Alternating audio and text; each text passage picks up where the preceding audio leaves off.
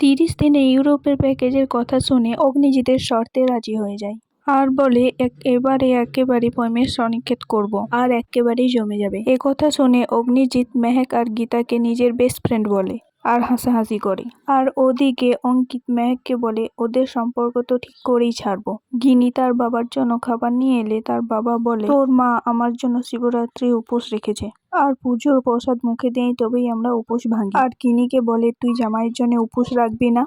তখন গিনি কিছু না বললে গণেশ গাঙ্গুলি তাকে খেয়ে নিতে বলে। আর আবারও স্বাস্তিকের ফোন থেকে মেহেক গিনিকে শিবরাত্রির শুভেচ্ছা জানায়। তখন গণেশ গাঙ্গুলি বলে হয়তো জামাই তোকে এখনো ভালোবাসে, তুই ওকে উইশ কর। তখন গিনি স্বস্তিককে শুভেচ্ছা জানালে মেহেক প্রচন্ড খুশি হয়ে যায়। গীতা ও স্বস্তিককে ডেকে সবটা বলে আর বলে আমি বড়দার মোবাইলটা ঝেড়ে দিয়েছি। কথা শুনে গীতা বলে বদ্দাটো ফোনটা খোঁজাখুঁজি করবে আর স্বস্তিক সেই মুহূর্তে মেহেককে ডাকাডাকি করে আর মেহেক বলে তুই এখানে মোবাইলটা ফেলে রেখে গেছিস। তখন স্বস্তিক মোবাইলটা নিয়ে দেখে গিনি তাকে তার দাদাকে SMS করা নিয়ে তার সাথে খুনসুটি করে।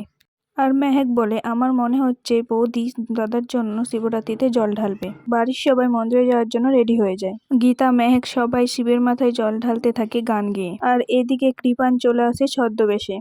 গীতা যেই শিবের মাথায় জল ঢালবে কৃপান তখন তার বন্দুকটা বের করে মেহেকের দিকে কনফাইন করে। গীতা কৃপানকে দেখে আর মেহেককে সরিয়ে দিয়ে শিবের ত্রিশূলটা নিয়ে তাকে তাড়া করে।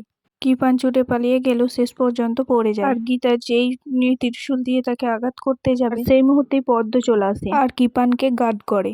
গীতা বলে পদ্ম তুই সরে যা, কিন্তু পদ্ম কিছুতেই সরতে চায় না। গীতাকে বলে আজ শিবরাত্রি, তুমি আমার স্মৃতি সিঁদুর মুছে দিও আর একটা সুযোগ দাও। গীতা পা ধরে কান্নাকাটি করে আর গীতাকে কথা দিয়ে বলে আমি কৃপানকে শুধরে নেব। তখন গীতা কিছু না বলেই সেখান থেকে চলে যায়। আর মেহেক পদ্মকে বলে তুই কিন্তু কথা দিয়েছিস, সেটা মনে রাখিস, আর পারলে শিবের মাথায় জল ঢালিস। বলে চলে গেলে পদ্ম কৃপানকে থাপ্পড় মেরে বলে আজ গৃহিণীর শাসন শুরু হবে। আর কৃপানের হাত ধরে টানতে টানতে শিবের কাছে নিয়ে যায়। আর গিনিও স্বস্তিকের ভালোবাসা পাওয়ার জন্য শিবের মাথায় জল ঢালতে আসে। আর স্বস্তিকও বাইরে থেকে সবটা দেখে।